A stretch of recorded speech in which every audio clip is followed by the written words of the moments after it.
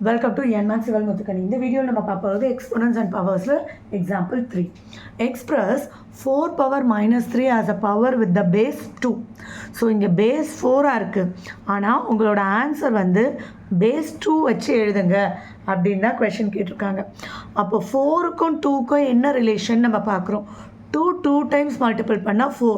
அதாவது 2 power 2 தான் 4. So அப்போ நம்ம ஃபஸ்ட்டு இந்த 4ஐ 2 power 2ன்னு எழுதிக்கலாம். அப்போது 4க்கு மேலே இருக்கிற அந்த பவர் அது அப்படியே தான் இருக்கும். 4 தான் நம்ம 2 power 2ன்னு எழுதியிருக்கோம். ஓகே, இப்போ நமக்கு ஒரு லா இருக்குது. a power m whole power என்னாக இருந்துச்சுன்னா இந்த ரெண்டு பவரையும் நம்ம மல்டிபிள் பண்ணி a power mnன்னு எழுதணும். அப்போது நம்மளோட 2 பவரையும் அந்த மேலே இருந்த பவரையும் நம்ம மல்டிபிள் பண்ணிக்கணும்.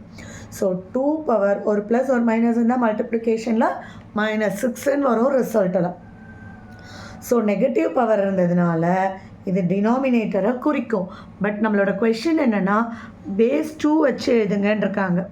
ஸோ இதுவே correct. Base 2 to the raised power இது வரைக்கும் தான் எழுதணும். இது வேண்டாம். பட் நெகட்டிவ் பவர்னால் அது டினாமினேட்டர். பட் இங்கே மென்ஷன் பண்ணக்கூடாது. ஏன்னா பேஸ் 2ல் ஃபைனல் ஆன்சர் இருக்கணும். எப்போவுமே கொஷினில் என்ன இருக்காங்களோ அதோட ப்ரிசைஸ்டு ஆன்சராக தான் உங்கள் லாஸ்ட் ஆன்சர் இருக்கணும்.